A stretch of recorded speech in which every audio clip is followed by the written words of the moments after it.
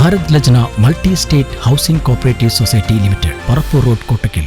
PK ഫിറോസിനെതിരെ അന്വേഷണം ആവശ്യപ്പെട്ട് പരാതി നൽകുമെന്ന് KT ജലീൽ MLA മലപ്പുറത്ത് വാർത്താ സമ്മേളനത്തിൽ അറിയിച്ചു.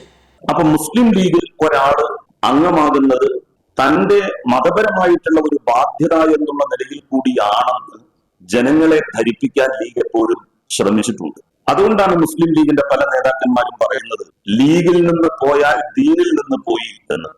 ലീഗിൽ നിന്ന് പോയാൽ മതത്തിൽ നിന്ന്, വിശ്വാസത്തിൽ നിന്ന് തന്നെ പോയി എന്ന് അതുകൊണ്ടാണ് പറയുന്നത്. അങ്ങനെ പറയുന്ന ഒരു രാഷ്ട്രീയ പാർട്ടി ഇന്ത്യയിൽ വേറെ ഇല്ല.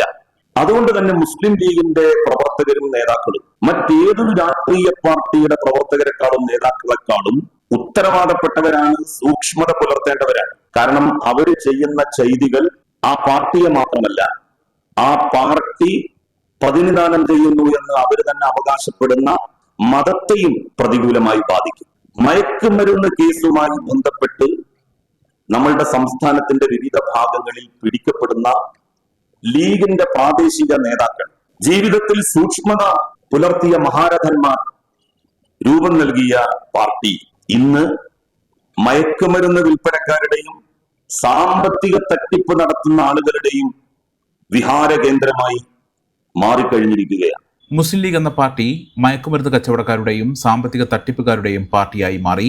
ജീവിതത്തിൽ സൂക്ഷ്മത പുലർത്തിയ നേതാക്കളുണ്ടായിരുന്ന പാർട്ടി ഇത്തരക്കാരുടെ വിഹാര കേന്ദ്രമാണെന്നും KT ജലീൽ ആരോപിച്ചു. PK ഫിറോസിന്റെ സഹോദരൻ എത്രയോ നാളായി രാസലഹരി ഉപയോഗിക്കുന്നു.